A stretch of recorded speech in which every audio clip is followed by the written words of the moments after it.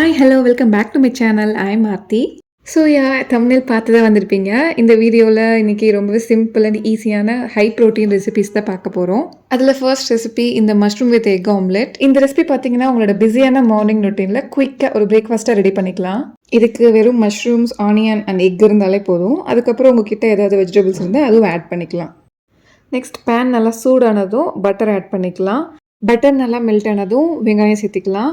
வெங்காயம் நல்லா வதங்கினதும் மஷ்ரூம்ஸை ஆட் பண்ணி சாஃப்ட் ஆகிற வரைக்கும் கொஞ்சம் ஃப்ரை பண்ணி எடுத்துக்கலாம். அது கூடவே சால்ட், பெப்பர், கொஞ்சமாக சில்லி பவுடர் மட்டும் ஆட் பண்ணிக்கலாம். அப்படியே இது ஃப்ரை ஆகிற டைமில் நம்ம எக்ஸை நல்லா பீட் பண்ணி எடுத்துக்கலாம்.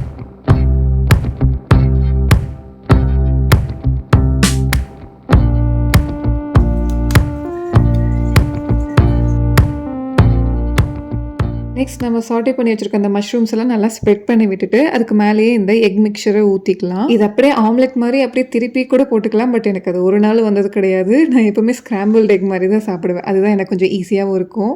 அண்ட் அவ்வளோதான், ரொம்பவே சிம்பிள் அண்ட் ஈஸியான ரெசிபி இது. டக்குன்னு பண்ணி முடிச்சிடலாம்.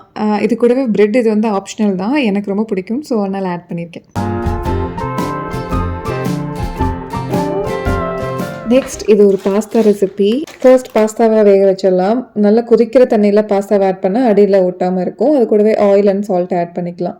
பாஸ்தா வேகிற டைமில் நம்மக்கிட்ட இருக்க வெஜிடபிள்ஸ்லாம் கட் பண்ணி எடுத்துக்கலாம். நான் இன்றைக்கி வந்துட்டு capsicum, yellow and green capsicum add பண்ணியிருக்கேன் அண்ட் ப்ராக்கோலி ஆட் பண்ணியிருக்கேன். இந்த டிஷ்க்கு பாஸ்தாவை விட வெஜ்ஜஸ் தான் நிறையா இருக்கணும். அப்படி வெஜிடபிள்ஸ்லாம் ரொம்பவே சாப்பிட பிடிக்காதவங்க நல்லா குட்டி குட்டியாக சாப் பண்ணி எடுத்து ஆட் பண்ணிக்கலாம். பேன் நல்லா சூடானதும் பட்டர் ஆட் பண்ணிவிட்டு கொஞ்சமாக ஆலிவ் ஆயில் ஆட் பண்ணிக்கலாம்.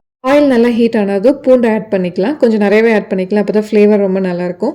நெக்ஸ்ட் அது கூடவே ஆனியன் போட்டு நல்லா ஃப்ரை பண்ணிக்கலாம்.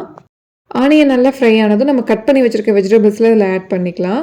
நான் ப்ராக்கலியை சுடு தண்ணியில் ஒரு 5 மினிட்ஸ் விட்டுட்டு அதுக்கப்புறமா தான் கட் பண்ணி இதில் ஆட் பண்ணியிருக்கேன். இதுலேயே காலிஃப்ளவர் ஆட் பண்ணுறதுனாலும் அதே மாதிரி சுடு தண்ணியில் ஒரு 10 மினிட்ஸ் விட்டுட்டு அதுக்கப்புறம் கட் பண்ணி நம்ம சேர்த்துக்கலாம்.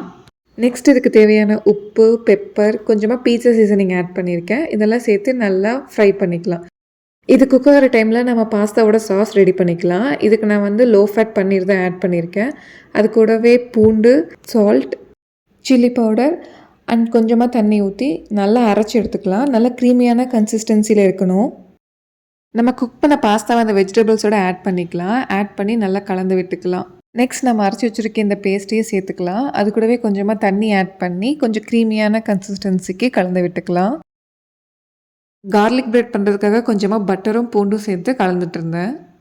அண்ட் அவ்வளோதான், நம்ம ஹெல்த்தியான க்ரீமி பாஸ்தா ரெடி ஆகிடுச்சு.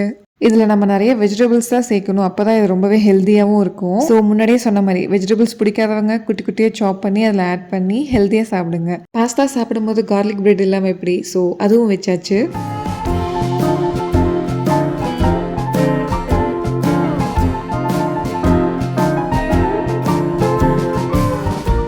ரெசிபி பார்த்தீங்கன்னா இதில் ரொம்பவே சிம்பிளான வேலை தான்.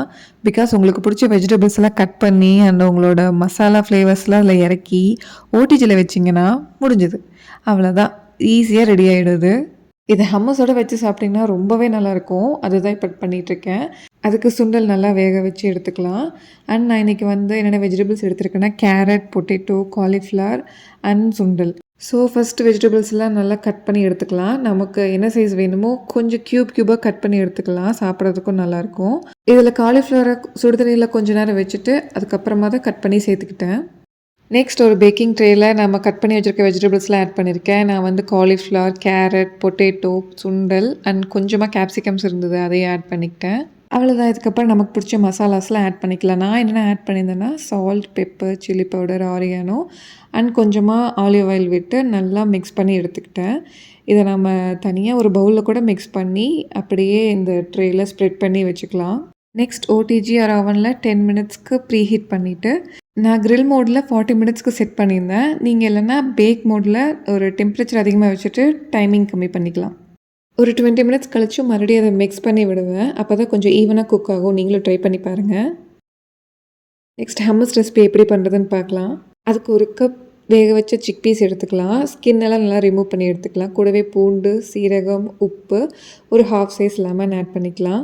அது கூடவே ஆலிவ் ஆயில் ஒரு 2 ஸ்பூன்ஸ். இது கூடவே தஹினி பேஸ்ட் ஆட் பண்ணால் நல்லாயிருக்கும். அப்படி இல்லைன்னா வெள்ளை எள்ளு மட்டும் ராவாக ஆட் பண்ணி நல்லா அரைச்சி எடுத்துக்கலாம். க்ரீமியான டெக்ஸ்சரில் எடுத்துக்கலாம். அவ்வளோதான், நம்ம வெஜிடபிள்ஸும் நல்லா குக் ஆகி வந்துருச்சு. அண்ட் பிளேட்டில் ஃபஸ்ட்டு ஹம்மூஸை நல்லா ஸ்ப்ரெட் பண்ணி கொஞ்சமாக சில்லி பவுடர் ஆட் பண்ணி அதுக்கு மேலே இந்த வெஜிடபிள்ஸை வச்சு சாப்பிட்டோம்னா ரொம்பவே ஃபில்லிங்காகவும் இருக்கும், நல்லாயிருக்கும் டேஸ்ட்டும். இந்த லெஃப்ட் ஓவர் ஹம்மஸை நம்ம நிறைய ரெசிபீஸ்க்கு ஆட் பண்ணலாம். பிரெட் மேலே கூட அதை ஸ்ப்ரெட் பண்ணி சாப்பிட்லாம், ரொம்பவே நல்லாயிருக்கும். ஸோ அவ்வளோதான், இந்த ரெசிபீஸ்லாம் ட்ரை பண்ணி பார்த்துட்டு எப்படி இருக்குன்னு சொல்லுங்கள். மறக்காமல் நம்ம சேனலுக்கு சப்ஸ்கிரைப் பண்ணிக்கோங்க. இதே மாதிரி நெக்ஸ்ட் வீடியோஸில் பார்க்கலாம். அண்ட் தேங்க்யூ ஃபார் வாட்சிங்.